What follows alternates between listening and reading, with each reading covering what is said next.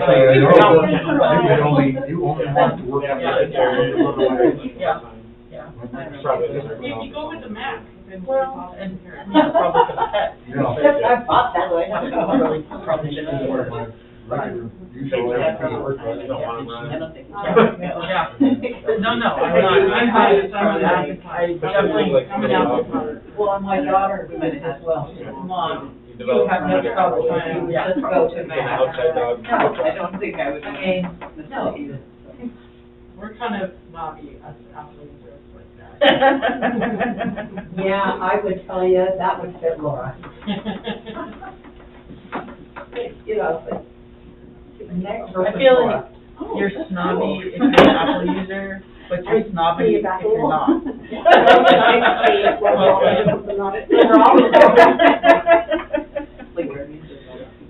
That's exactly what it is. When I saw it. The one that you kind of like push down and you're gonna be really stubborn about your position. Yeah, that's my brother. I like it because it's like Yeah. environmentally friendly. Like, well, let me grab Well, my so- apples and my, oh, here's my other one. Yeah, what I heard, It's like, and if you are very tech savvy and you like to really kind of customize your phone and have it a certain way, Apple is not the way to go. Me, I like everything laid out for me. I have learned this because of the gentleman that worked at Target. And I go in every week, you know, because I had to go in to help my mom. So I would go and say, hi, what lesson do you want to teach me? Hear that, Darren? Yep. I mean, he was the cool, yeah, it was the coolest thing. And he was like, okay. I know she had a basketball practice conflict, but she was gonna try to be here right at game time, so I'd say we can proceed and Start. she'll be here soon. Okay. Call to order, ready for the Pledge of Allegiance. I pledge Allegiance to the flag of the United States of America and to the republic for which it stands, one nation, under God, indivisible, with liberty and justice for all.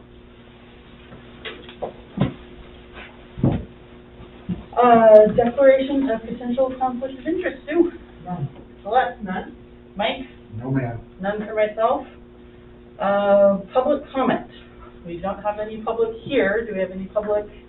There is no public in the meeting room, so Okay. as soon as you close public comment, I'm going to end this opportunity. Okay. Let's give them just a minute. Okay. Because And we are. Erica just shared that she is running a couple minutes late, but she will be here. Okay. Perfect. We'll call it 2 minutes, 5:20.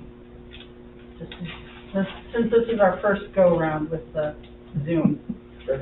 If you want, we can skip to 6 or 7.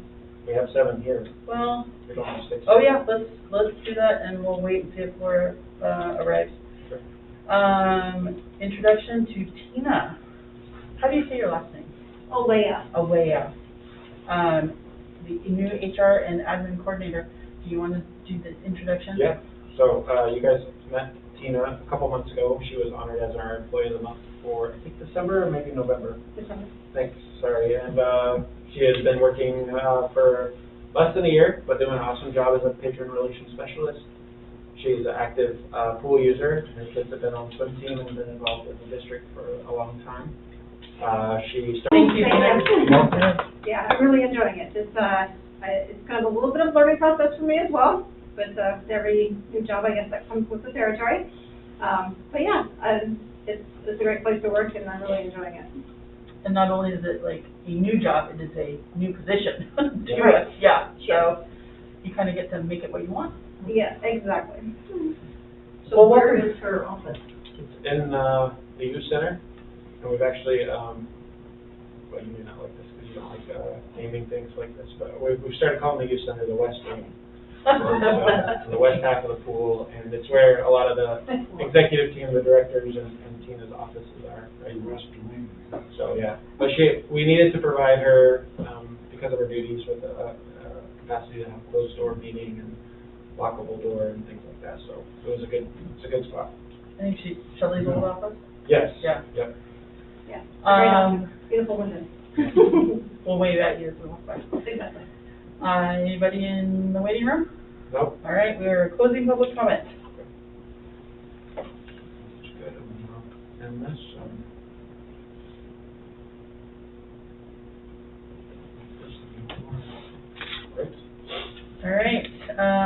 moving on to correspondence.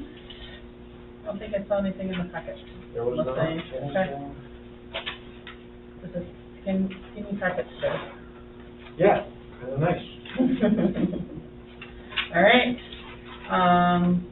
Moving on to the recognition of this month's SEPRD employee, Ms. Laura Henry, who I was hoping would be here, but she is not, because I have lots to say about Laura. Laura is the gatekeeper for the youth program. She is always there to greet everyone at the front. She is fabulous with the kids.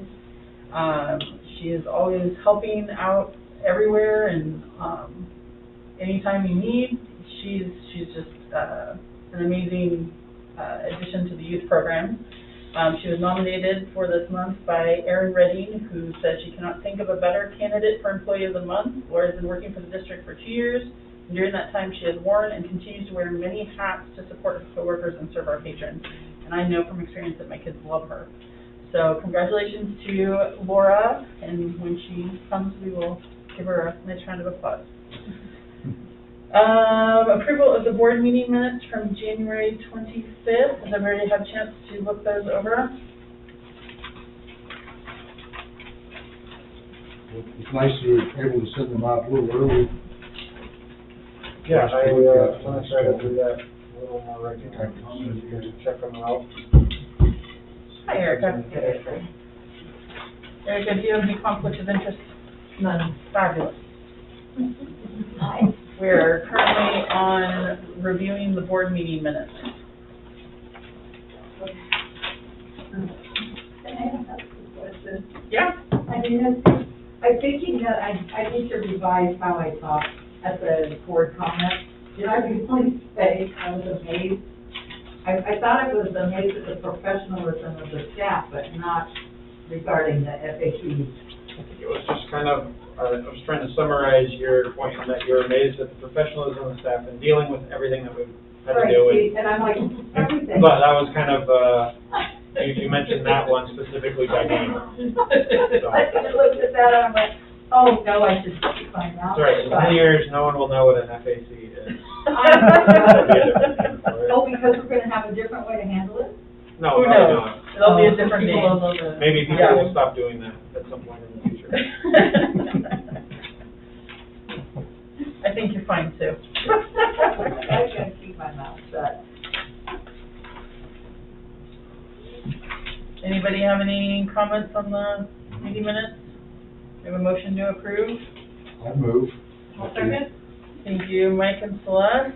All in favor signify aye, opposed nay. Erica? Aye. Sue? Aye. Celeste? Aye. Mike? Aye. Aye, motion carries.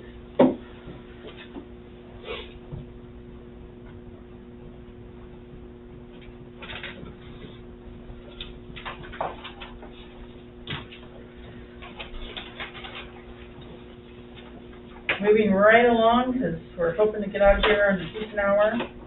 Review of the financials from January. Has everyone had a chance to look them over and ask their questions?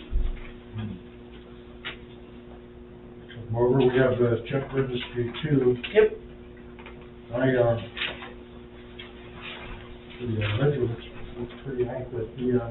I was just wondering, I noticed we wrote Bruce Smith a $600 check.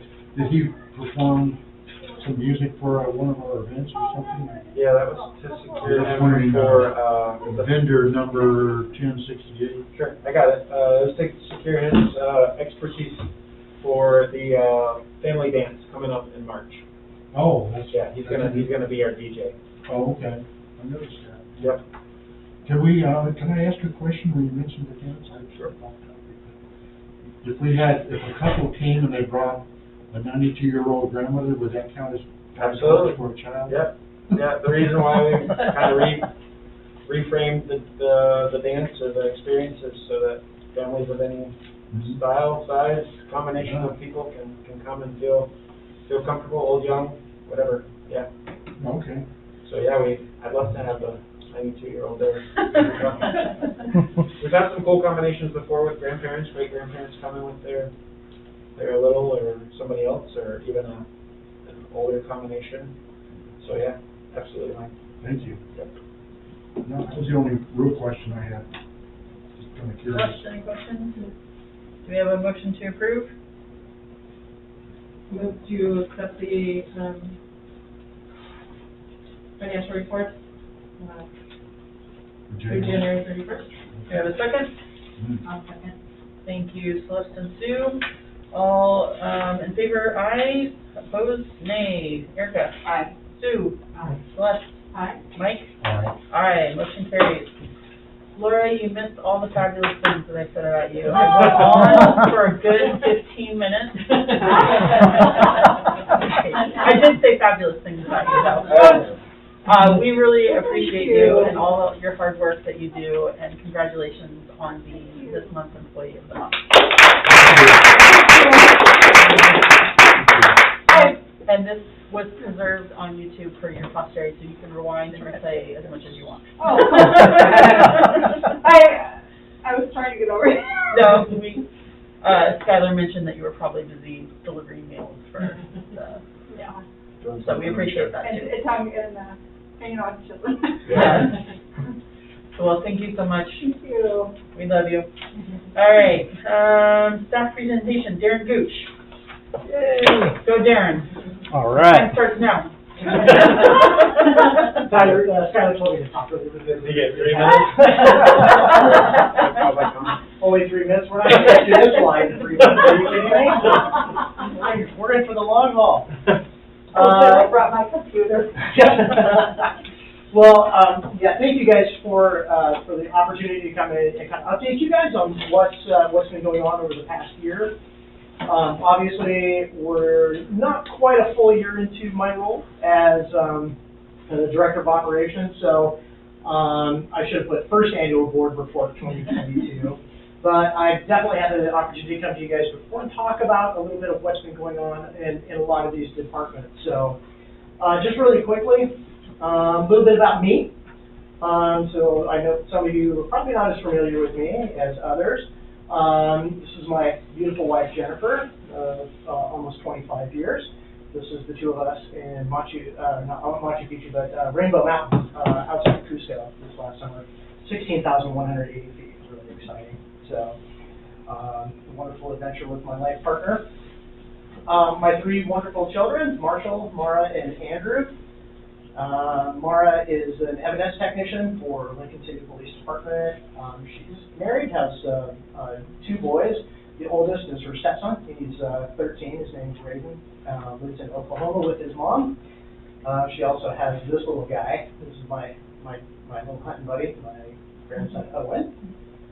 My son Andrew works up at the high school as an MIA. So they made him that wonderful plaque. He now gets to go by Mr. Gooch also, which is really, really cool. This high school? This high school, yeah. So I get to work with both Gooches. Yeah. he's my middle child, and then my youngest, Marshall, who served 4 years in the Air Force in Tucson, Arizona, and then got out. He's now in the Air Force Reserves with the 304th Search and Rescue in Portland. He's living with his wife, Brianna, in Klamath Falls and learning how to fly helicopters. So he's working on getting his pilot's license. So I think this was one of his first solo flights he did. So, and then my 2 fur babies, Tormund and Maya. Tormund's the big guy on the left, 125 pounds of muscle and fur, which I find all over the house. So I like to hunt, fish. That's kind of my big thing, and also I'm an armchair expert on Bigfoot. So recently attended a conference in Longview. So it's really exciting. Conference. You did? Are you being? No, Squatch Fest. Yeah, It was great. I like. You're calling it a conference? I'm a believer. Conference is real. So Bigfoot conference. The only person that did show up was Bigfoot. That's too bad. Thanks. Okay, as Director of Operations, my areas of responsibility, just generally, finance, marketing, technology, patient relations specialist, that's all of our frontline staff. Oversee grant writing, which Melissa does a really fantastic job at, and facility rentals. So are all things that fall under my purview. Just this past year, we hired a new finance manager, Chris McAllister, which I know you guys have been introduced to. Absolutely fantastic. Chris is one of those stories that's really amazing. Chris was, I think, 11 or 12 when I first started with the district. He was a junior counselor in the youth programs. So I've known Chris for a very, very long time. This past year, we fully implemented our new Encode 10 finance software. I say fully implemented, that doesn't mean we worked out all of the kinks.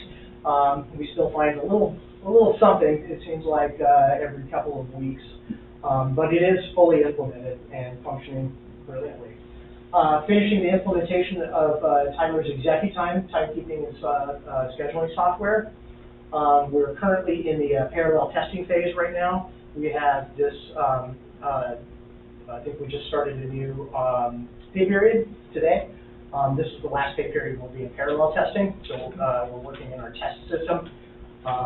So 2 weeks from today, we'll actually be going live in our production system. So that's really, really exciting.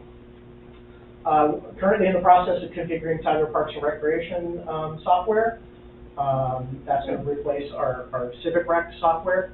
We're hoping for an April 1st go live date on that. There's a lot of configuration to do in that system. Currently working on trying to migrate in the 6,000 patron accounts that we have in Fccrd, so it's a bit of an undertaking. So yeah, but we've come quite a ways to get the configuration done on that. And then we're also nearing the completion of our annual audit process, which we started back in July. So we've, again, a lot of those kinks in the Encode software presented a few issues that we've had to turn around and rectify on the audit, so the auditors are, like, okay, this is looking good, okay. So we've been working closely with them and with our folks at Tyler to make sure that when we're doing something, we're doing the right thing and it's reflected correctly, and the auditors are going to be satisfied with the result on that. So we've been working really hand in glove. And then unfortunately, our auditors had COVID sweep through their offices, so they were out for about 3 weeks. So everything's kind of pushed the audit process out, but we should see that fully completed by March 31st is the date that the auditors gave me last week. So for this upcoming year, we're actually looking forward to a very smooth budget process. So that's going to be exciting. We already started on that. And then continue to work on our 110% cost recovery goals. So getting with staff, putting together sort of a strategic plan. We'll obviously be working with our board very closely on that. So that's something that we're looking forward to this next year. With marketing, this past year we ramped up our marketing efforts kind of as we saw those COVID restrictions being lifted. Hard to really market a pool that is very limited to get into. So we kind of eased up on our marketing efforts because of that. However, when those lifted up, we kind of went full forward to kind of start garnering a little bit more past sales and things like that. So some of our marketing efforts were focused towards staff recruitment, kind of as Skylar had alluded to earlier. There was a point about 2 months ago when I wasn't sure that I was going to be able to find new staff for our front line department. We needed 2 new staff. I wasn't sure that I was going to find those as many applications as we've gone through. So focusing some of that marketing effort out there and trying to get more of those applicants in has really paid off. And then as Melissa had talked about during her presentation, we went digital with the program guide to maintain some amount of flexibility. Kind of didn't know if we were going to have to cancel this class or put this on hiatus for a while, so we needed a medium that could respond pretty quickly to those changes, so we went digital with that. But for this upcoming year, we're looking ahead at updating our website. That website's gone through probably about 15 different iterations over the years. We're trying to keep it fresh, keep it new, make sure that our content is what people are looking for. Producing a full program guide digitally, and hopefully getting back to doing one hard copy. I know a lot of our patrons really like to have that program guide in their hands. And I know about 7 or 8 years ago, we did a big survey with all of the folks in our area. We pushed that survey out through a lot of different channels, trying to get folks to to take that survey, and, 90% of the folks said, hey, that program guide is where I get a lot of my information. Shows up in my mailbox, and I've got it right in front of me, and so I'm hoping we can get back to that place. One of the difficulties has been with the cost of paper has actually more than doubled, and that kind of blew our budget apart for producing a hard copy. So hopefully we'll see those paper prices come down, and we get back to doing something like that. Continuing to develop new marketing avenues to reach hard-to-access populations. I know that has been a huge challenge for us as well. Figuring out where people get all of their information about the district. It was interesting to me, about 7 or 8 years ago, maybe 9 now, I was standing in line at McDonald's, and I had a sweet little guy in front of me, he's 90 years old. He turned around, we were waiting around along the line, so he was chatting with me, and he asked me, he said, well, where do you work? I said, well, I work for the Park and Rec District, the pool. And honest to God, this little 9-year-old guy lived here 90 years, lived his entire life in Seaside. Looked at me and said, we have a pool? Oh, okay.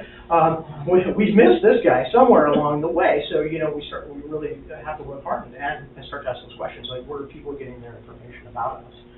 And how do we reach them? So, all right, technology.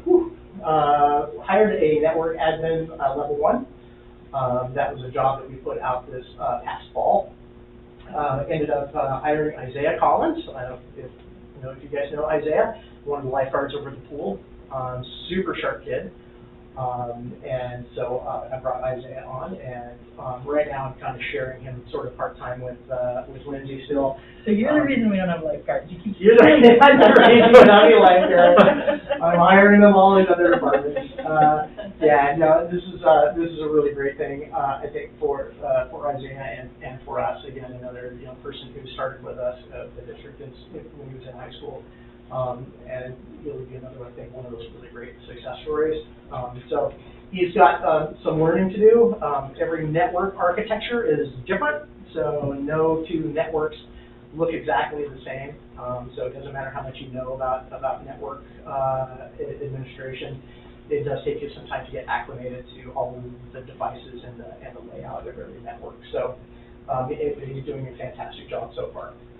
We deployed 2 new servers as part of the Tyler Technologies implementation. We began to add infrastructure to the SRC, so we've added access points, we've added telephones, and through some grants we have added some televisions to the youth program classrooms. So we're starting to see things sort of develop over there. It's really nice. Yeah, it's fantastic, isn't it? Continue to update aging equipment, something we have to do annually. As a matter of fact, I got a phone call yesterday morning that they didn't have the internet at the front desk, so I drove in and found that one of my old switches just gave up the ghost, so I had to hop one in there really quick and get them back up and running. So, and then over this past year, with the help of Adam Morris, one of my other lifeguards, and IT interns for the year, helped me develop a system hardening checklist. So that's something we go through and do on a quarterly basis to make sure that we don't have any holes in our network. And he actually tried to hack into our network and was not very successful at it. So that tells me we're doing a really great job. For the upcoming year, we're getting ready to install 30 new security cameras at the SRC. That was part of a grant that we received this past year that allowed us to purchase $16,000 worth of equipment. So that was kind of ponied together with a $3,300 grant from SDA Safety and Security. And then we're also looking ahead at replacing some of our old Cat5 cabling with a fiber optic trunk line. Just kind of do a little bit of future proofing. A lot of that Cat5 was in existence when I started with the district 18 and a half years ago. So it's kind of getting to be a little bit outdated. So this summer we're planning on going ahead and pulling some of that out and updating with fiber optics. Patron Relations Specialist. that we just recently added two new staff, Jocelyn Rodriguez and Hannah Toole. Just a moment ago, I said I wasn't sure if I was ever going to find another PRS staff, and along come these two, and both are doing a really fantastic job so far.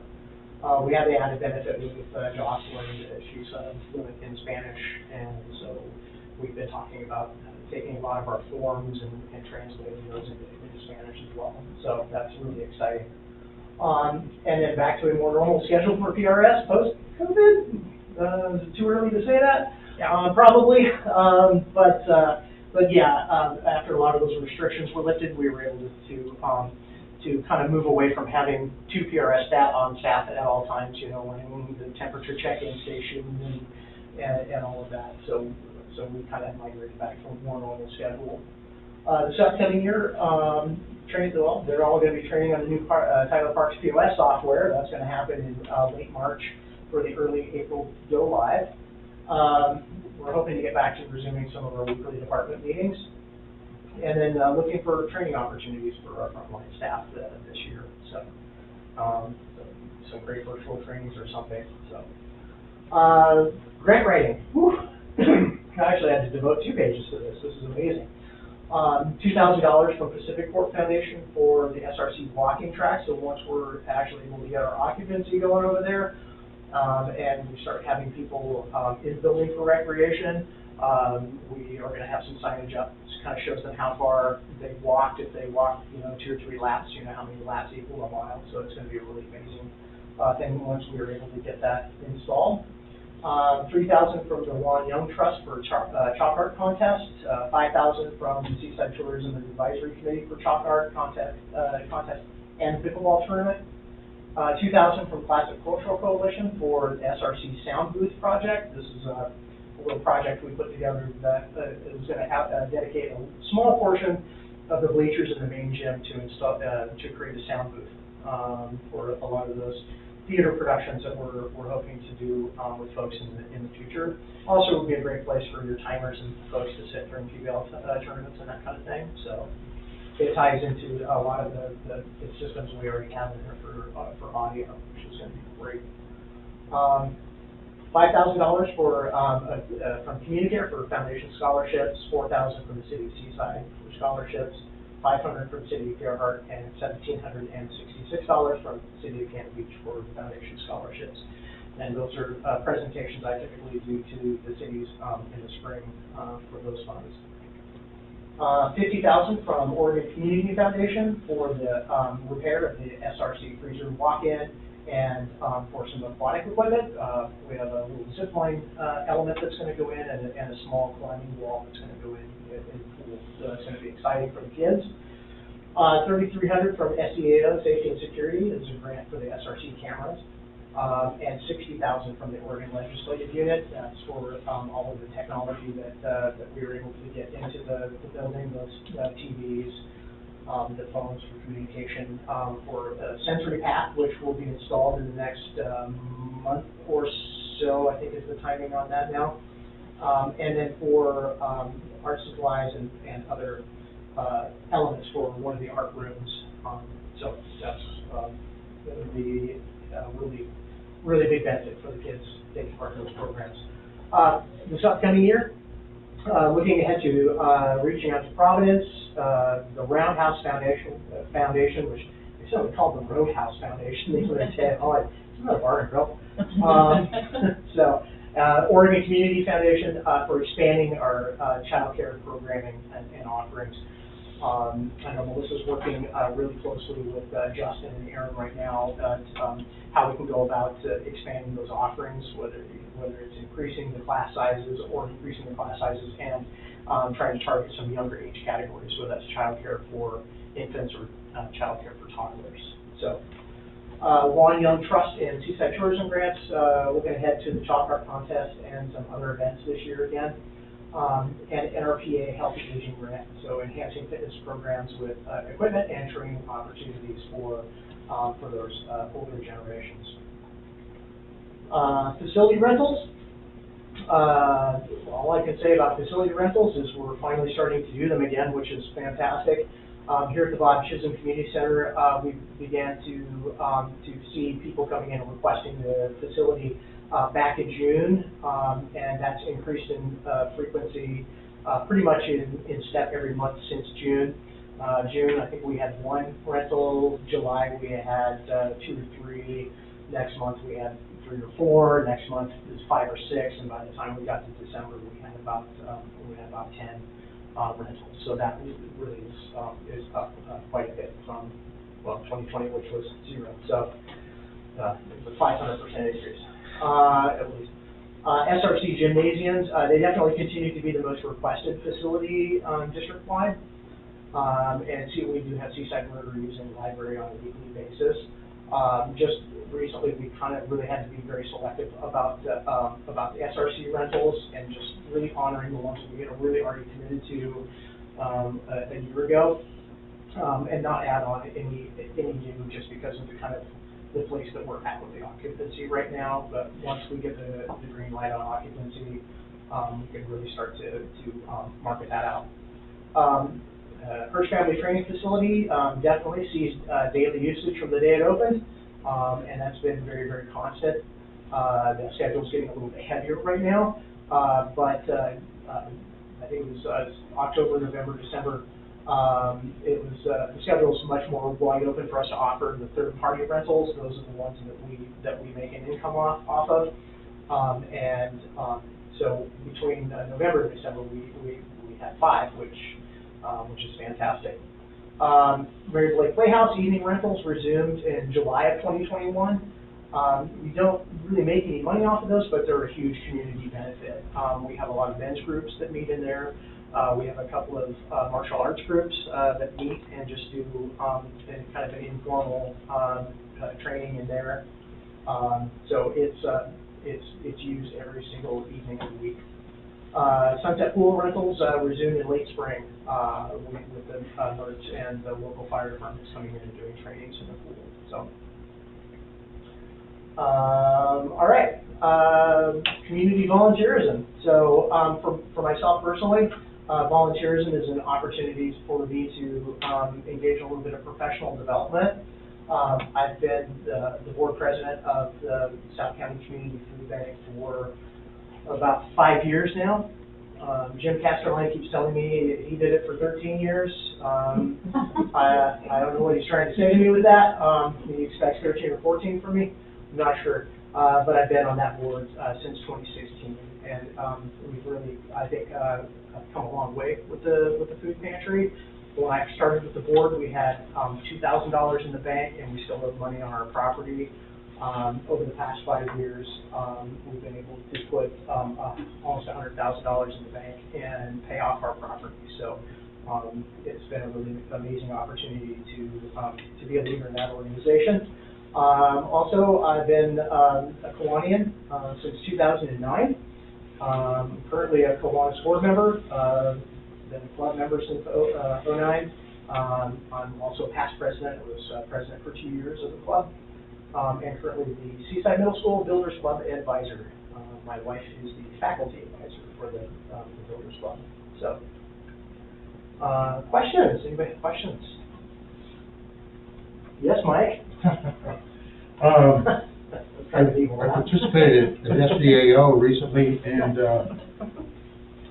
dropped in on an emergency communications thing, kind of a 911 special district kind of thing, and it talked about satellite uplinks and emergency communications. Yeah. And I was wondering if the district had capacity for emergency communications, or if we possess, satellite uplinks, or if we even needed that, or if it was a good idea, or what the status of that was. Yeah, I currently don't have any satellite uplink technology around the district. I know I'm ham radio licensed. We do have an antenna here in this building, in what used to be my office. So we do have some capability. I'm not sure if they left the antenna up at Broadway Middle School, but what's Aaron's office right now. I see a cable dangling in there, so I think there may still be a ham radio antenna in there as well. So I know we've participated with the ham guys. They came in and actually helped us get this antenna installed. So we do in some ways sort of, connecting with emergency operations. I know we've got Sue over here who is deeply involved. So yeah, I think we'd be willing to look at some of those things, if financially and Yeah. time-wise. I didn't know if we needed that, since I don't know that, I think that the park district's identified as a emergency management partner. Yeah. I do remember distinctly back to 2006 and 07, Yeah. when the shortwave radios and the ham operators were very involved here, Yeah. Managing communications when phones and Exactly. things were Yeah. out. And I just didn't know how connected we would be, or needed to be, in a community-wide emergency.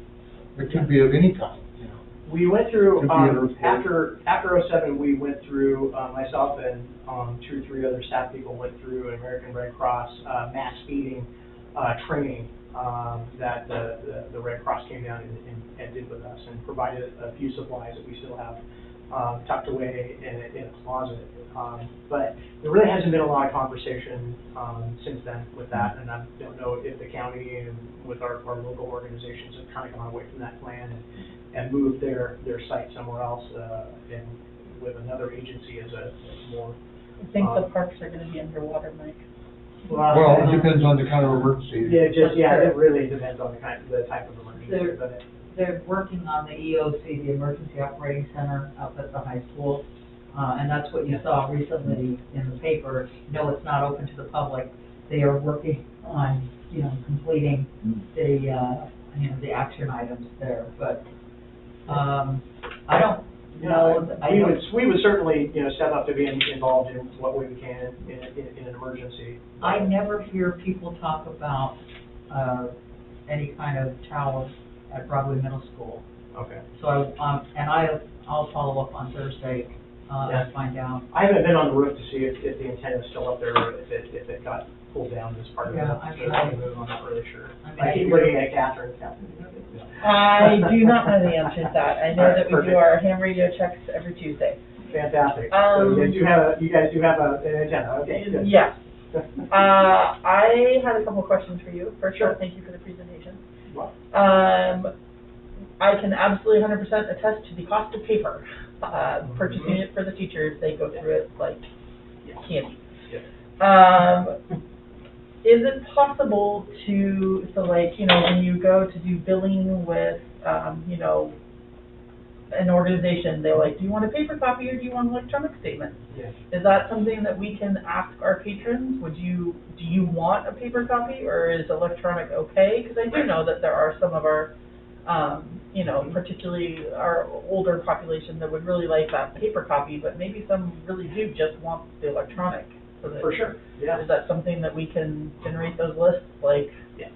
Is that, I think that in the good old days when we used to just send them to everybody, we would kind of move past that with how much they cost. Exactly, and I know Mike went to his PO box there a few times and told him, brought back stacks of them, and said, I found these in the recycle bin.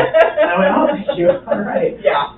So a lot of them do just go in the garbage, and I think we made a couple fundamental changes at one point, simply because the older iteration of that program guide looked too much like the class of community college brochure. Yeah. When people get it, they just kind of go, okay, I'm not going back to school, over here, right? So we went away from that, went to kind of a more substantial glossy cover, because people tend to hang on to that a little bit more. But you're right, we are kind of we're slowly making that move to that really digital realm. But we still kind of too have to sort of meet the needs of some of those people that like the hard copy. So the big question we do then: do we mail them out, or do we just have them and offer them at the front desk? And I actually I would order 8,000, and we would send out probably about 5,000 of them, and then I would have the remainder at the front desk of the pool and front desk here. And we invariably would go through every single one of those copies, and at one point, one year I did have to order another small run of about 2,000 copies. Of course, that's always more expensive to do a small run like that than a big run, but we did it because, you know, we still had, you know, 3-4 months to go in that season, and wanted to have those available for folks, so. My other kind of question that I kind of keep coming back to is targeting tourists. And I know in our marketing, do we do any sort of like little brochure thing that we give to hotels? Is that you know, like they have those little brochure racks? Yeah, we used to Do do you have something? the rack cards. Yeah. We haven't focused on that as much over the past few years. Well, COVID. Yeah, because of COVID, right? But prior to COVID, we were doing little rack cards.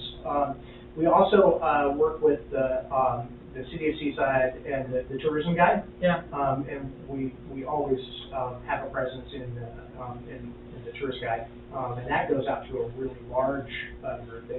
I think they put out a good 100,000 copies of that that go all over the state. Yeah. So we like to put our marketing dollars where they're going to be most effective and get the broadest reach. Yeah. Away from doing a lot of the daily historian ads and things like that, because it's kind of a one and done for, you know, a color ad is $435 for a small color ad these days. So the prices on advertising in that publication had jumped up. So we were always trying to go for the most reach for our dollar. Yeah. Where I could do a $600 ad in the tourism guide, and that goes out to 100,000 people. So that always made a little bit more sense, and that's probably the best way to get into tourist hands, and the rack cards. And I still am pushing for some sort of VRBO program. VRBO program. Okay. What's that? Vacation rental. Yeah. Because where my mom lives, they have a pool, and you can go to a vacation rental and have a little placard that you is part of your rental, that you get to go use the pool as a benefit. Yeah, yeah. And so they have to, the VRBO pays the fee, but the renters get the benefit to use it, so. Yeah. And we have done that with some of the local folks. I know Ruth is coming, Swenson from Hillcrest Inn is coming up, and some of those little passes that she can hand out to her guests. So we have worked with the folks that were interested in working with us on that. But I wonder if they know that that's an option. Because I feel like it's such a great benefit, and it gets the tourists in the door. Yeah. And we live on our memberships. So yeah, and Grace Lee, when Grace was here, she went out and she pounded the basement with the local hotels, motels to really try and get that program in there. So yeah. So again, the folks that wanted to participate called and participated. Go ahead, Sue. I'm curious. I thought, number one, like if Sue Coddington comes in and picks up a guide, I don't want Sue Coddington to get one in the mail. Is there a way to check that off, and so that you're not doing a redundant? But that's my minor question. Okay. I'm curious about the 9-year-old who didn't know there was a pool. The 90-year-old. Oh. The 90-year-old. Okay. I thought it was like, what kid doesn't know we have a pool? The 90-year-old that had lived here 90 years. Yeah. 90 years? Still didn't know we had a pool. Yeah. Granted, it was 1978 when the pool was built and opened, but regardless, sometime between 1978 and 2012 or something, when I was talking to this gentleman, So, what happened to that? I don't understand how somebody doesn't know we have a pool. Maybe he just forgot. You might have short-term memory. It could. It very well could. Memory loss. I don't know, but there is a population out there that we somehow just missed. I just thought it was interesting. I was thinking, what 9-year-old would turn around and ask you, where do you work? I've met a few chatty 9-year-olds, but I know, but it's kind of okay. You know what would be good though is maybe putting some signs up for some of the events. I know it's a little different topic, but for Melissa, up in that SRC hallway. It's like I don't think a lot of the like basketball kids know that there's like a dance or stuff like that. Yeah, You know? that's great, yeah. Maybe it's I think passionate. one of the pieces, Yeah. I mean, we have one of the best advertising assets that you could have, which is frontage on the main highway. Yes. And I think, you know, thinking about whether or not a reader board or some sort Yeah. of, something that we can change digitally and Yep. would let people know that it's there, I mean, I just think that that's such a huge advantage. Yeah. But not be in competition with your neighbors. But there's enough roadway frontage that I think you could make it Yeah. work, Yeah, that like exactly. you do close. Yep. Yep. But I do think, because I know people that have vacation houses down here and don't know that we have it full. Right. And I really do agree with Catherine on the VRBOs and including that, and I just think, I know that we have a new vacation rental manager with the city, that's been doing a lot of stuff around the licensing, and it just seems like it's fairly easy for us to know who owns the vacation houses in town and to market to them specifically, so I think that's a great idea. I think the other question I have about all of that though, too, is, and I know Mike brought this up too about, looking at our rates and our increases. I know that COVID wasn't really the time to do that, but I'm particularly interested in the in-district versus out-of-district, and we've asked our local taxpayers to take on a big gamble for us on the SRC, and I'm just wondering for, particularly like for the facility rentals, whether or not we're giving in-district folks a lower rate than people that want to come in from out of town and rent facilities. Yes, yes, all of our pricing structures have a resident rate and a non-resident rate. Okay. And again, those are factored on that, and where that whole number came up from, I don't know. I think it was based on what house rate, what rates used to look like at one point, but we came up with this 33%, or 1.5 times the resident rate is the out-of-district rate, and that's sort of the rate that had been instituted since Mary Blake was our GM. So somebody had done some research and said, okay, this is what it is. I just, particularly with all the facilities that we have now, I think we might want to look at that and do some sort of scan about market rates to make sure that we're getting what we can. And I just think, I know that, for instance, for Hood to Coast, for instance, and we have the showers available. I mean, I think there are opportunities where out-of-town folks, corporations are coming in and wanting to host stuff, and we have such great facilities now that that could be a big revenue center. Absolutely, I agree 100%. Do you guys just like benchmark from other Parks and Rec what they're charging?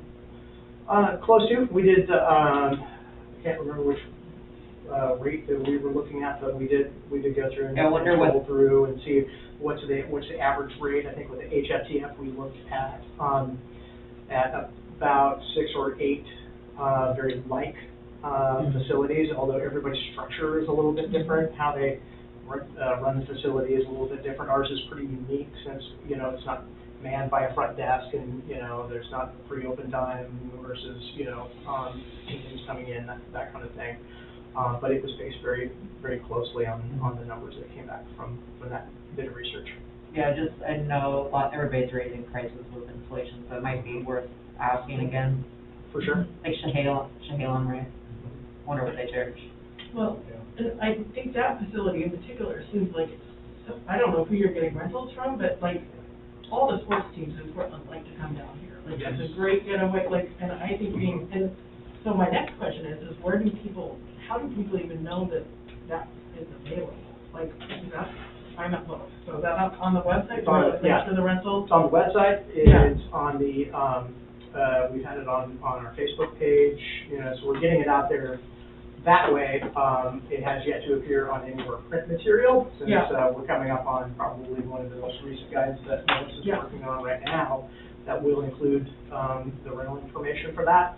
The really great thing with our new Titled Parks POS software is the way that it handles rentals, which is so much different than the way that Rec 1 does right now. Rec 1's presence for rentals and stuff is very, very lackluster. There are no pictures. There's no place to put a picture. You get a little bit of information, but it's just kind of it's a description that's limited by the number of characters that you can actually fit in that field. Where Tyler Parks, actually, you're putting up pictures, and it can have a whole gallery of pictures up there. It's, the description is really robust. The user's ability to be able to go in and rent a facility is so much more amazing than what we're working with currently. And that was one of the big features that was kind of a sell point for us with the Title Parks, was its ability to, and its portal, that folks can get in, and they can see things much more easily than they can with Rec 1. Yeah, and I would just think that if I were, you know, if I were running a baseball team or a softball team, wanted to have a team thing down at Deep, I think I would probably call the chamber to find out who has what space, like what space are available. So Yeah. I'm just wondering where. It's also kind of getting tied in with people that kind of run in those circles. Yeah. You know, since all of my kids are out of school now, and they were mostly golf and soccer folks, kids that, I really wasn't in the baseball, softball, arena, but knowing the people that you can talk to and to kind of disseminate that information out, it's usually one of the best ways to get that information out to folks. How close are we with the occupancy, do you think? Our goal internally is by the end of the fiscal year, so by the end of June. Okay. We had folks in the building last week to kind of kick off their part, some engineers and some planners. So I think it's going to move a little quicker than it has, but still a couple months away. Okay. Thank you. I have a question about, I think with Saturday rentals, or opening up the pool on Saturday, that's gonna increase a lot of people, able to come. Are there classes being offered on Saturdays, or just open swim? So far at this point, it sounds like yes. We may have at least one class, open swim and lap swim times. Yeah, I think the schedule is a couple hours of lap swim, a class, an open swim, and a couple hours of lap swim. Yeah. Yeah. It's exciting. I mean, I that's get back to bringing normal. money too. Yeah. Thank you, All Darren. right, you guys, thank you. Thank you. All right, budget committee applicants, go. All right, so the application period closes this Friday. Thus far, we've received 2 applicants, Kyle Gorman, who I think you probably interviewed him. Yeah. I don't know if it was for budget committee or if it was for No. board vacancy. No, it was, Okay, so, yeah. Okay. It was when you interviewed to be on the board. You did not interview him. We interviewed him. Yeah, we three. Yeah. But Like, he, am I already done? Am I? I don't know. He worked for a special district in Portland for a while, if you remember. So he would be a great candidate. The other candidate was Marcus Runkle, who was our previous finance manager. Marcus, even though he doesn't work for the district anymore, he's been supporting us in a lot of ways. So, again, application period closes on Friday. Okay. What I'd like to confirm is maybe we have 2 vacancies and 2 candidates right now. Okay. Is the plan the next step in this process? I would suggest that, I mean, at least in the past, we've interviewed those folks, and like to maybe hone in on a date for that. If you do it as a part of our regular board meeting for March, which our board meeting is on the 29th, but we would probably need to appoint them no later than the April meeting, so sometime kind of in between when the application period closes on Friday and when your board meeting is in April. Does the 29th work for that? Could we kind of package it? March 29th? Yeah. During a regular board meeting, I think that's great. Oh, Yeah. Assuming we don't get a huge, influx of applicants on Friday. Okay. Yeah, I mean, I would say if we get, more than 5, So, we probably want to. I'm just curious, the people that stepped away aren't, They didn't step away. The 2 people turned off. Yeah, Yeah, but Amber they're- and Patrick turned off. that's interesting. Yeah. And the people that we have, the 3 that we have are gonna all 3. They'd all like to Yep. continue on in their term. Yeah. Okay. Robert and Norman and Tracy. Okay, so add it to. Okay. So we'll plan on doing that at the March board meeting. We need to recruit some women for that. Yeah, I think that would probably be a really good thing. Yeah, it's been on our mind. We've talked a little bit about finding somebody in our networks that maybe would give us a little more diversity on the budget committee. Yeah. Broadway Field. So I just included some pictures I shared via email. I'm really happy with the results. I know it doesn't, I would encourage you to go out and look if you want on your own time, or definitely reach out to me and I can walk you out there and show you. It looks different for sure. The color, the blend of turf isn't perfect, but I kind of like it. it's a significant improvement. It's going to be much safer. They're going to be able to play this season.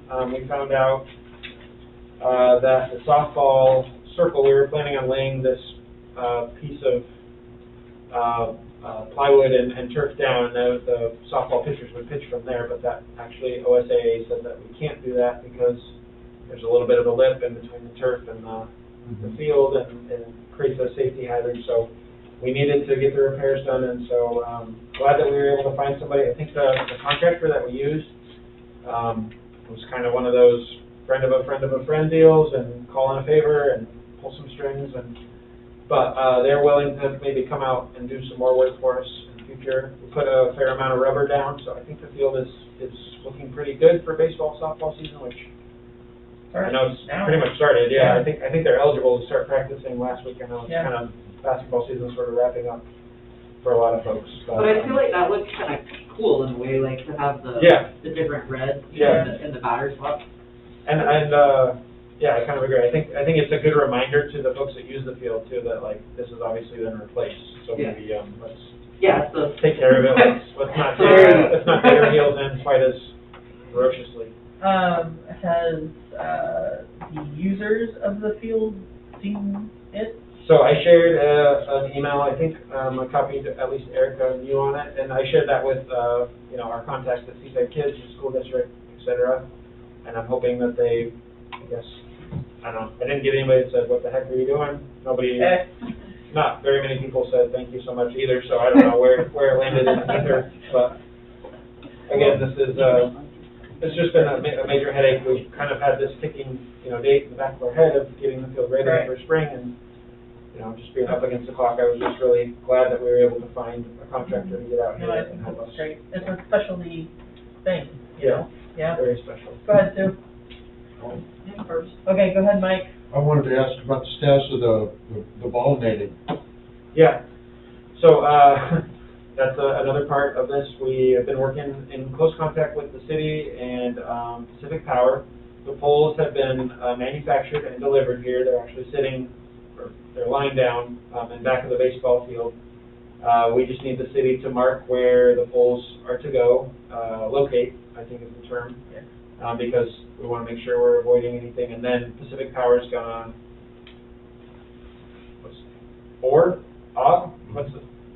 drill. Yeah, drill. There's a different word for drill. So and then once the poles are up, then it's the district's responsibility. We're gonna hang the netting. So we're just kind of again sitting on our hands a little bit, waiting for the holes to get dug. And once the holes are dug, then Levi has to come to hang the net. Okay. Again, we're up against it, but. Go ahead, Sue. So my very quick question is just the advertising or the newspaper articles. I mean, the sports are gonna be on this field. So the baseball and softball will be here for this year and probably for next year. I think the question is, will softball be here after that? And it looks like, I mean, from all accounts, that their preferred destination is to move softball to up at Wahana. So I don't know exactly what that will mean for the softball field here. I know that we have lots of youth teams that still need access to the softball field, so maybe it doesn't really mean anything except for that we're not hosting the high school softball team here.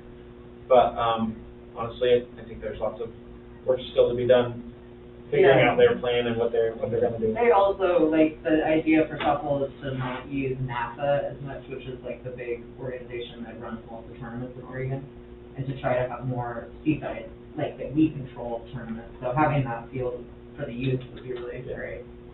I was gonna ask you something.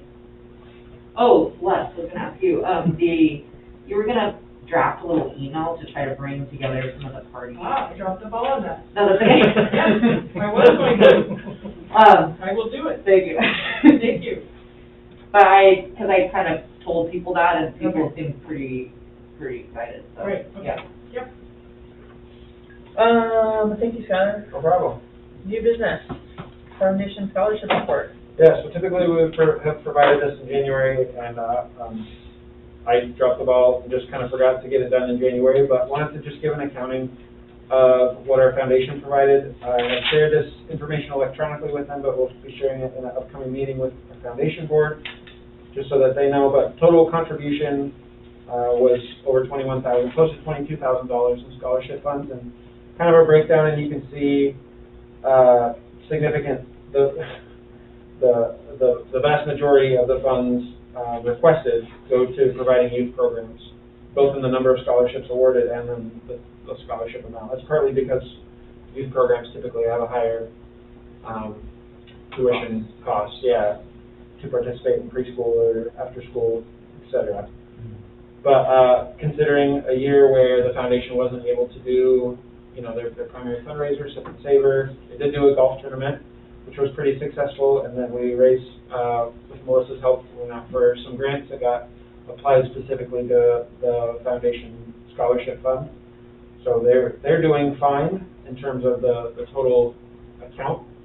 But yeah, again, just a lot of work goes into this because of the process that we used when, a few years ago we were allocating almost double this every year, and it was really just kind of unsustainable, probably for our foundation.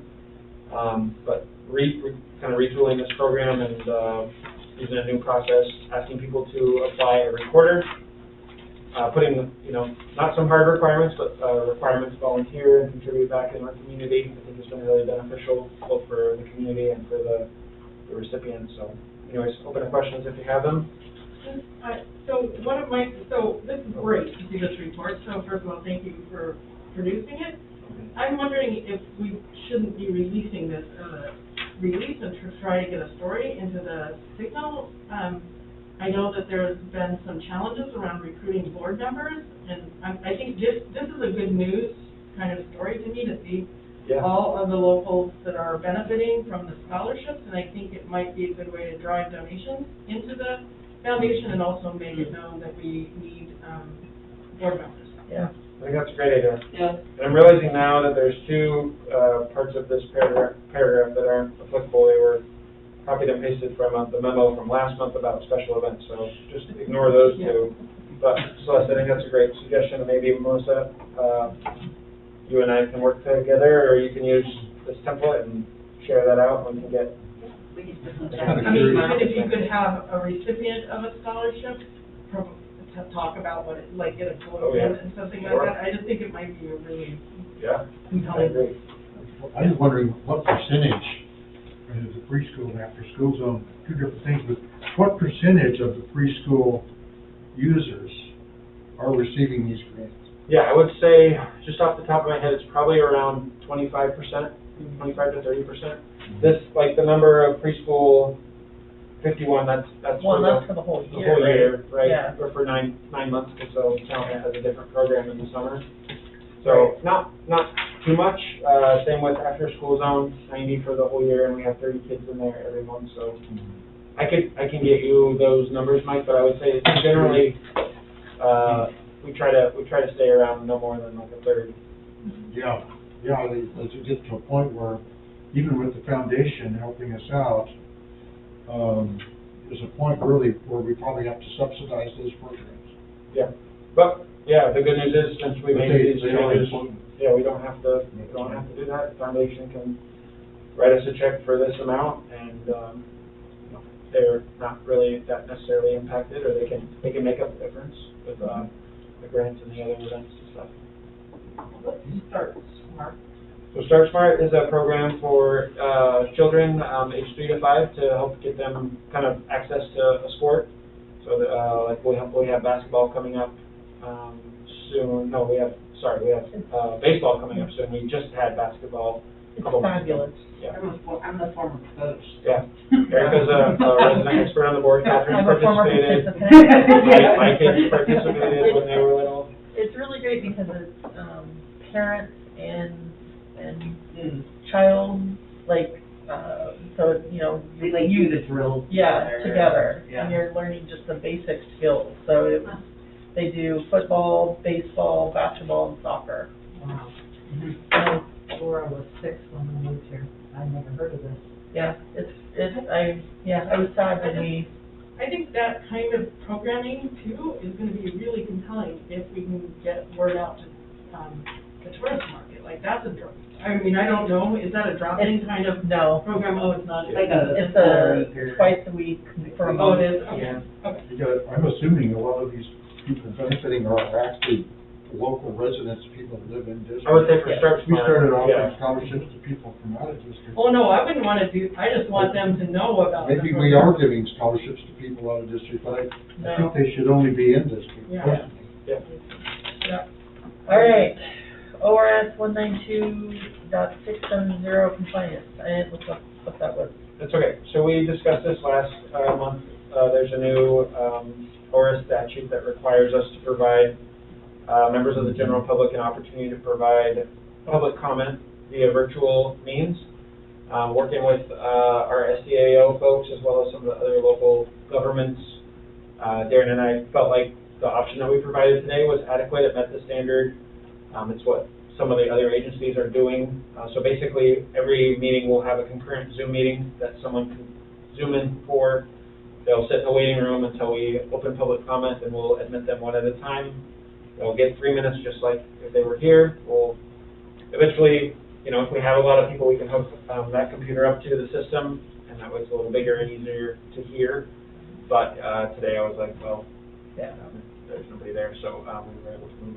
But I just wanted to bring visibility to that. The way that we're, we're not taking great means necessarily to communicate it, but it's on the agenda. And on the second page, there's a little informational period, or a little informational statement, and then the Zoom information. So I know it can be a little confusing for folks, but we're just trying to comply with the statute and provide some visibility. And again, there's still written public comment. Your email addresses are available on the board website, so I think there's lots of ways for folks to provide that feedback that's important.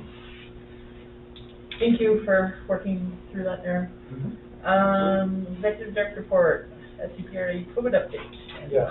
So since we last met, obviously the state has released some information about removing the mask mandate as of March 31st, which is a Thursday. We've had a bunch of discussions internally about how we're going to handle that, if we want to, you know, do our own thing or stay on that timeline, basically. But want to give the board an opportunity. I want to hear your feedback on what we should do, and then probably present something more formal for you to adopt at the March meeting. We'll have just a couple days, but we can begin now if I can get sort of a sense of the room of what you want to do. So, yeah, happy to hear your feedback if you want to provide it now, if you have thoughts. I know most of the other public facilities that I have contacts with, they're planning on just keeping with the policy that the state is, or I mean, taking away the policy for, and not requiring masks to be worn by patrons or by staff.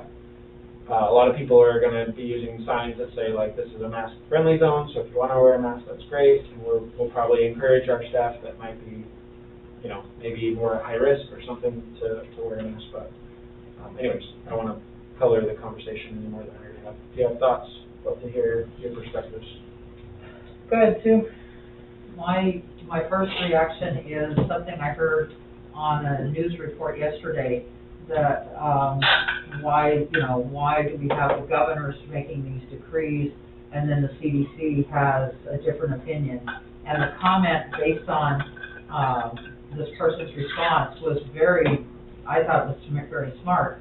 The comment was, when we wait till March 31st, the CDC will probably catch up, because they're looking at two different markers than what the governors are looking at.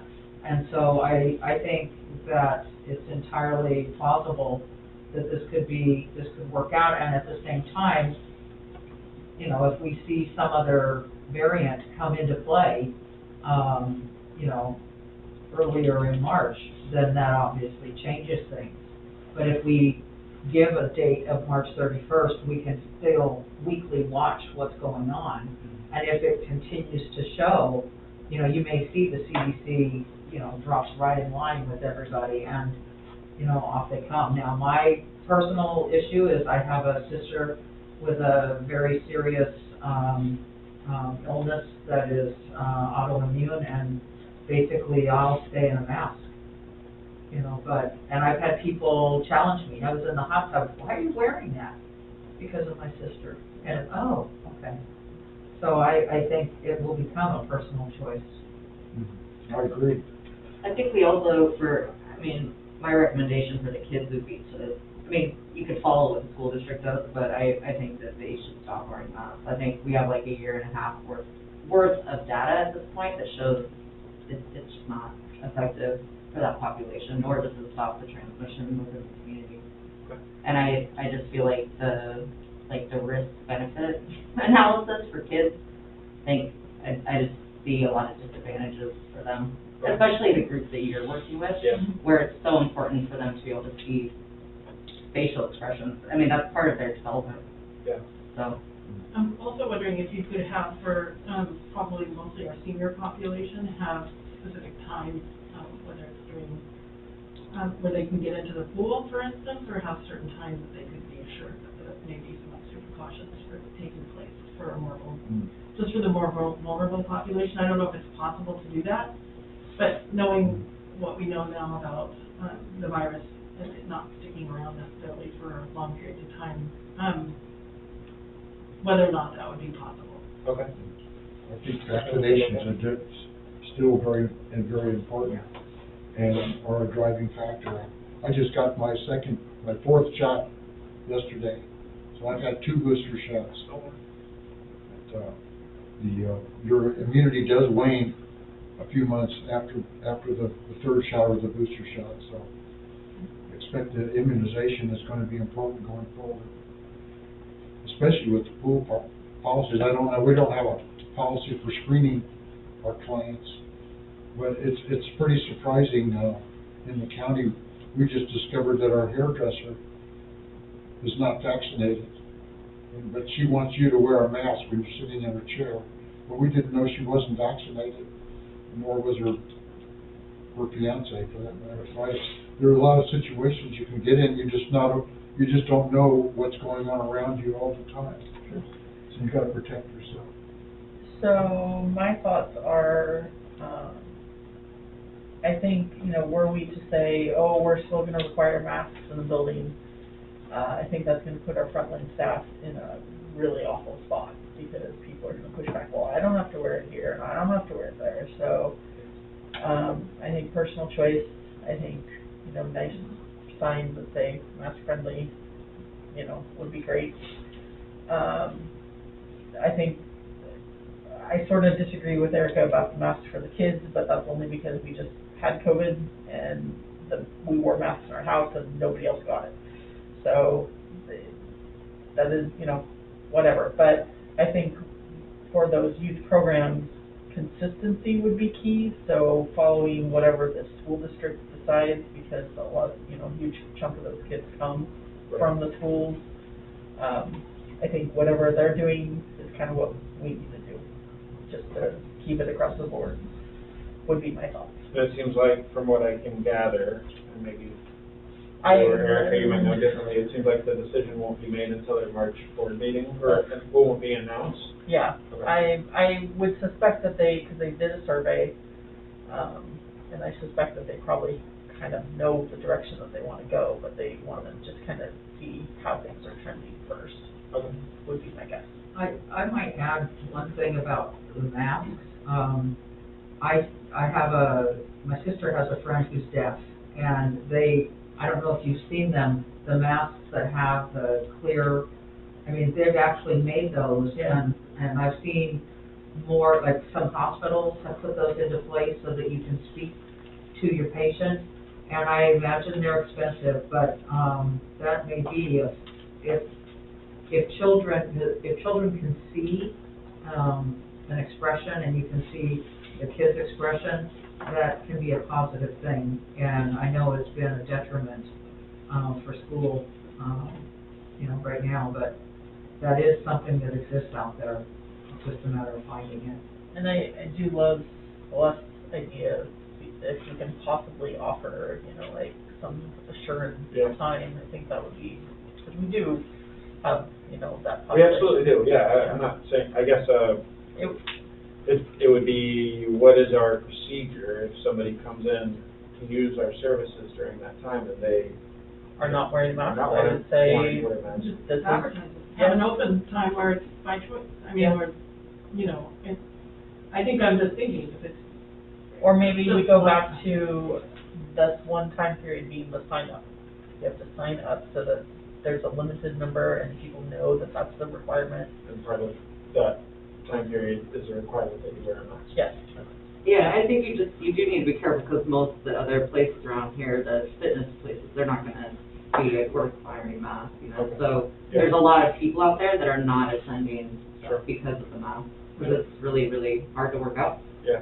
So, and I think for Well, I'm the not kids saying like, with like, you know, the fact that the whole population now is not gonna be required to wear a mask, and then we're forcing the one population that is, Yeah. I find that, I don't think that's right for those kids.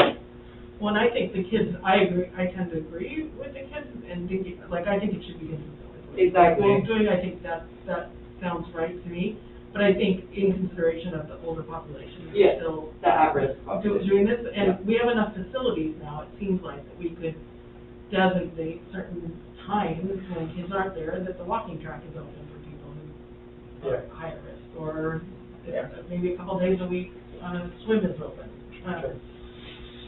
but I do think like a reservation system would probably, for that, you know, 1 hour time period, would eliminate the walk-in, you know, I don't have to wear my mask. Oh, well, do you have a reservation for this time? Well, no, well, off you go. Well, and having been in the arthritis class, most of those people don't want to be in masks anyway. Well, and that's, you know, that's fine, but like, but for you, you want to be in a mask, so Yeah. would you prefer to come during the Well, time? and I mean, I just stay 14 feet away from them because they're singing. You know, I mean, you'll I see stay me out in of my the building shallow, when they're singing. the shallowest end. All right, Because we gotta move on. Mr. Bowles, go. So, this came about, I had a really great conversation with Celeste a couple weeks ago, and this was a suggestion that she made to me, and I thought it was a good one. There was a number of kind of different processes that we could utilize to get to this, but what I decided to do, I think just for the sake of time and knowing that it's really hard to find a great time for us to meet, especially over the next month. I think there's going to be a lot of people busy and vacations and such. So I came up with 8 district goals that I feel like are applicable. I've worked with staff to kind of identify those goals. And so they're in draft form right now, and what I'd like to do is put them out to you to get your feedback on. I think some of them are, you know, it's the things that we've been talking about, but these are just things that I think are accomplishable by the end of the calendar year, which we're already, you know, whatever, 20% of the way through right now. Thanks, Darren.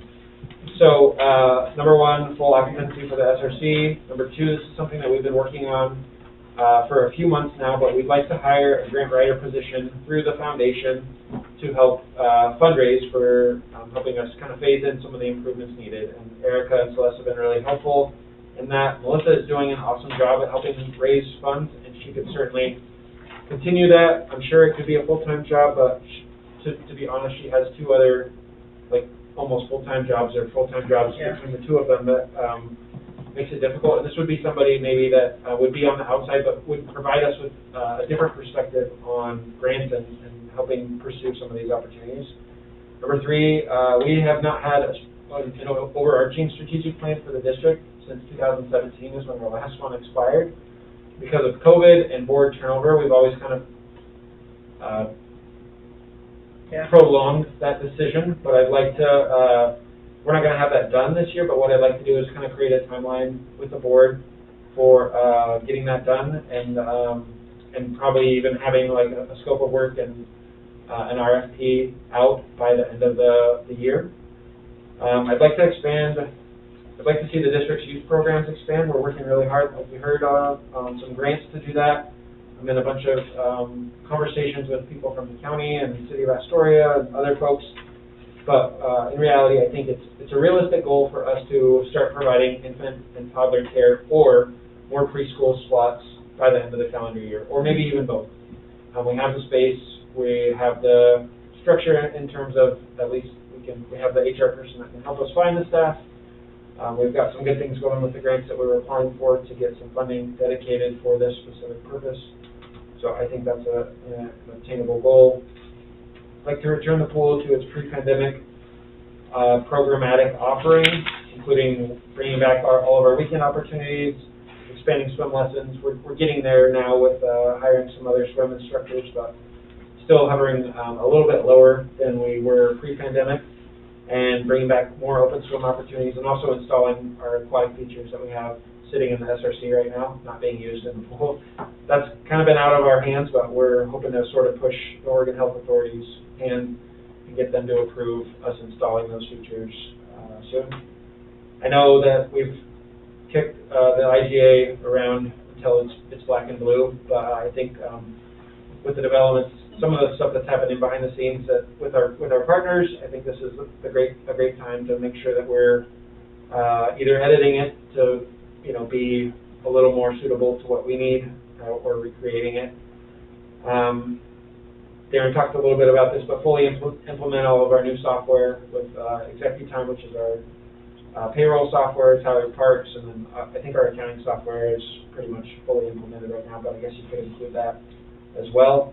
And then the last thing is, at some point, we'll need to conduct a fee review, and that would include us, the board, really reviewing our current rates and considering what increases might be necessary or appropriate, and implementing that information that we learned from the cost recovery process. So those are the 8 goals that I came up with that I think are, I guess, most important. There's certainly going to be other work done, but happy to hear your feedback. We're pressed on time, but we kind of wanted to just put this to you in draft form and hear your feedback. If you want to reach out to me, stop by, or whatever you want to do to share. If there's other things that aren't here, love to include those. I think if we get to 10 or 12, that's probably about as much as we can handle, personally, just with everything else that's going on. But yeah, just wanted to.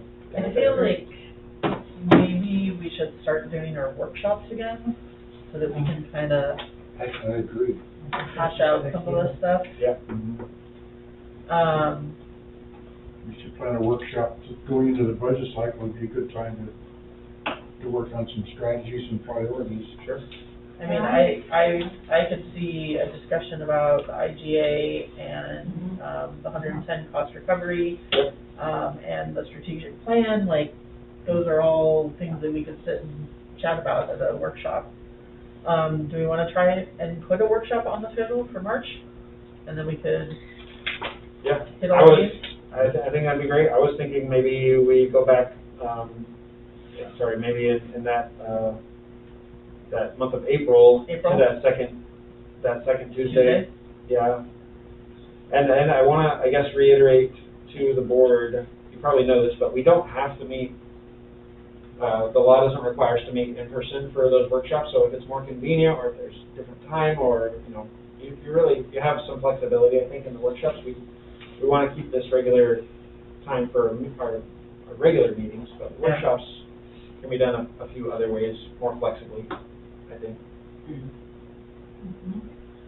I know, like, Erica's really involved in coaching, probably in the spring with softball, and there's probably other people that are busy as well, so, including, me sometimes, so. I think it's a great idea. Go ahead, Sue. April 12th. Yeah, I mean, I'm good with April 12th. I liked how we were able to do the workshops earlier. I don't know, thoughts? Like, we used to do them at, 4:15. So we just do like an hour and a half and call good. Yeah, we did. Works for me. Is that, I mean, I know you probably Yeah, don't I know. just don't know, but yeah. Well, we can, I mean, we would- can put it on there and Yeah, we work can around change it. Yeah. Let's put it on the books.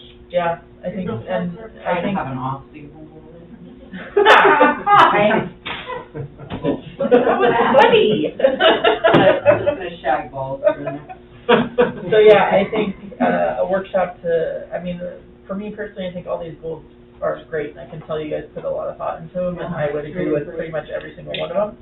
So I think, for me, we just need to start checking some of these off the list. So Yeah, I also think, I don't know if we're allowed to do that at a workshop. Are you allowed to talk about some of the, like, objectives we have for Skylar? We are, yeah, Yeah. you just can't take we can't take can't take action. action. Yeah, so I mean, because I think that plus this is really good. Yeah. I think it would also be really nice for us as a board to be able to brainstorm our own, goals for ourselves. Like, what do we, for self-governance, like, what are the things as a board that we want? We were in such a rush mode when we were Yeah. starting up, Yeah. and we got a lot of stuff over the finish line, but we talked about some other things that we didn't, That didn't fully, that Yeah. didn't fully come to fruition. I think Fully it'd be nice for us to prioritize. yeah, we should. Yeah. Okay, That's great. I think that's good. Start those back up. Okay. Because in a way, Catherine and I we only have a year left. Yeah, we talked, my husband and I talked about that yesterday. I was just gonna ask, when Yeah. do we look at that? You have more than a year if you'd like. You have a year till the election. I mean, we would have to do that whole thing again. Yeah. Well, maybe, I I mean, that honestly, right now, monster, that monster the- mystery then. the opposition doesn't seem as motivated. For now, Yeah. right now. Yeah. Okay, that's all right. Okay, moving quick. Youth programs in preschool. This is a topic that we could talk about for a really long time, but do you, We could, I just want to share, you know, obviously with the news of the last week or so, and I've been really involved in this, countywide conversation about childcare and youth programs, and it's just a bummer to have, the news of Miss Tammy's closing and Little Sprouts closing officially in the last, you know, few days that they both shared. Little Sprouts is gonna stay open until the end of, June. Miss Tammy's is gonna close at the end of March. So we got a ton of calls and information requests about slots and stuff, and really, I mean, the only thing that's holding us back is staffing right now. And we're working on it. Like, we've had way more people, you know, advance in our process over the last couple of weeks than we had before. I don't know if it's because just with Tina or other reasons, but there's also been, while that's not super positive, I think there's some really good momentum that we have right now with some of these granting agencies. Providence is as engaged in helping be a good partner right now as they have been in any project since I got here. We had the CEO and 3 key staff walk through the building last week, see our youth program space, see, you know, some of the programs in action, and they're committed and have invited us to apply for some of their community benefit dollars. And that hasn't always been the case. They've actually discouraged us from applying in the past because we're a government agency. I know Celeste and I had a conversation about, I think, a way to tweak our youth programs or maybe adjust it. It's not a tweak, it's a pretty significant adjustment, but it could be really monumental and kind of groundbreaking. And I shared the idea with Catherine today. Not probably horse before the cart if I talked about it right now, but I think honestly, that seems like maybe the direction we should be heading. And just trying to fill this need as much as you can. did you have, so my biggest concern, step one to filling the need was the occupancy. Yeah. Did we, I mean, we just talked about that, right? So- No, I but feel like after reviewing what information we got from them, they basically shared that as long as we're doing a youth program serving kids, then they're fine with us using that part of the building. Now, we'll probably double check to make sure. Please do. But, yeah, I think that's a hurdle that we can overcome. And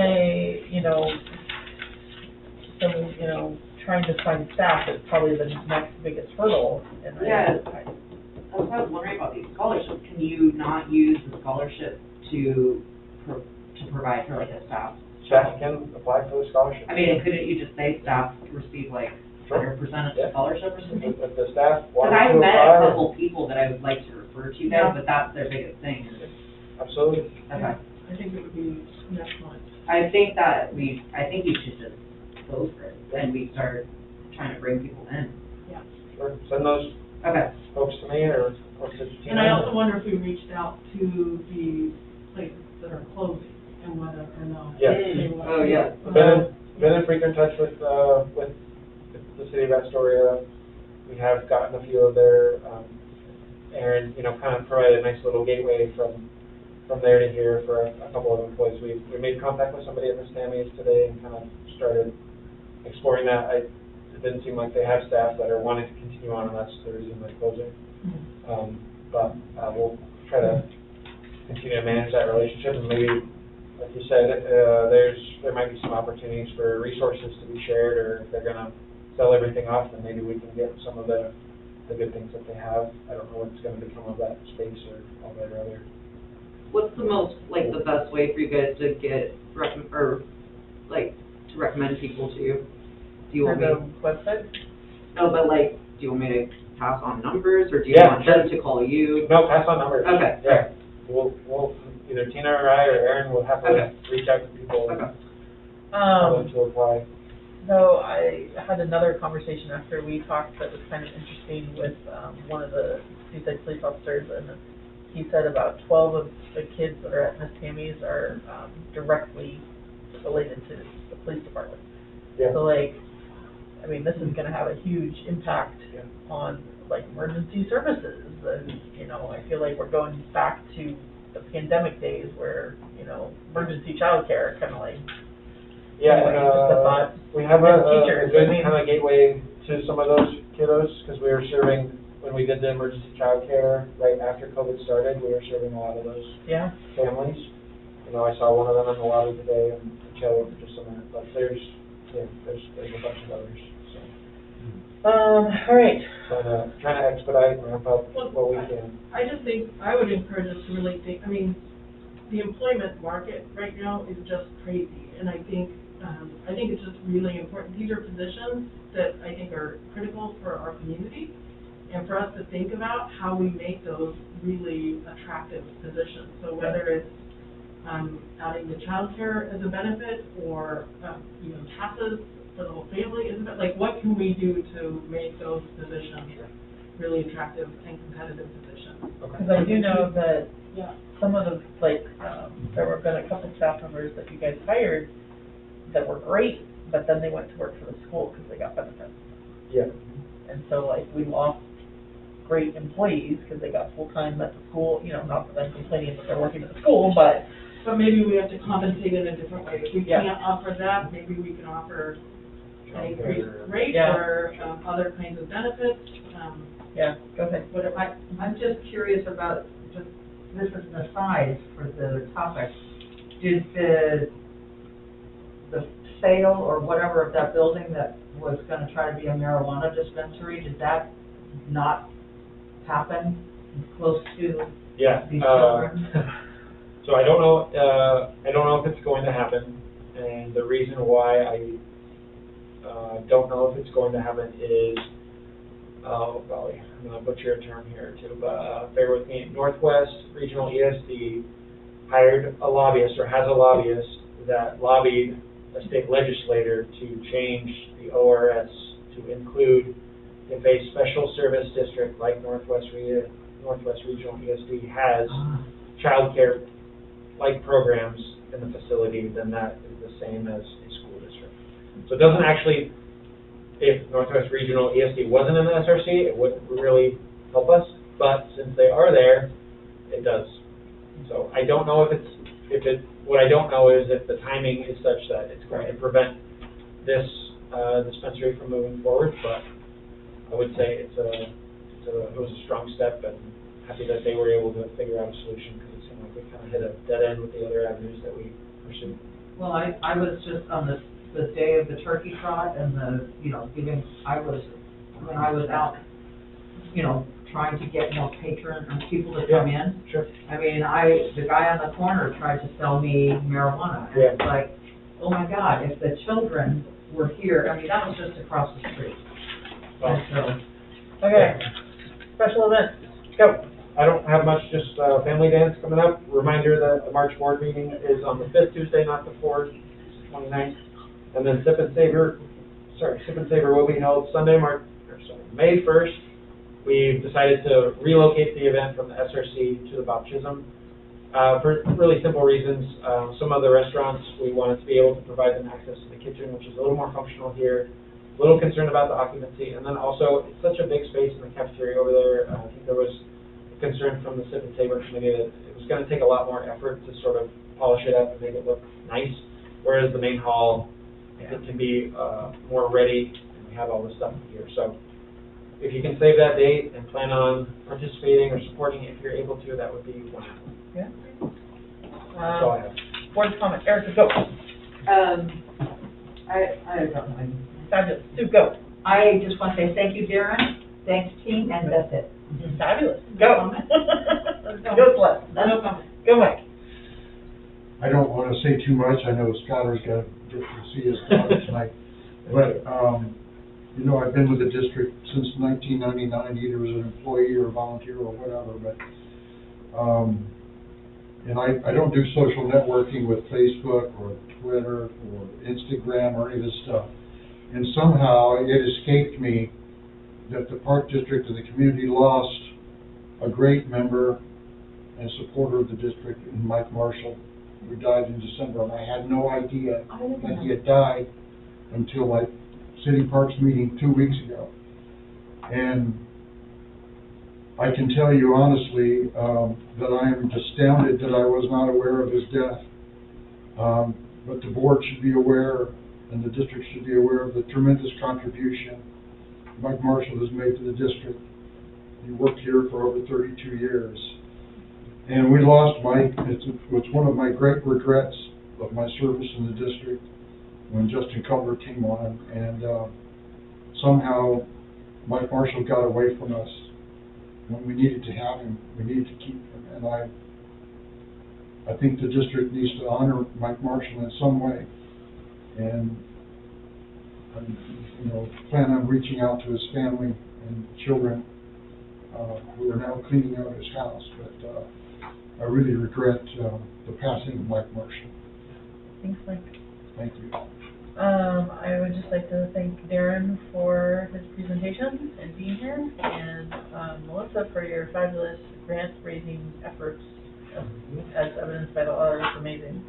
And congratulations to Laura, and thank you everyone for being here. And with that, meeting adjourned. Thank you. Record time. I don't know exactly what happened. I know that he was found deceased in his home.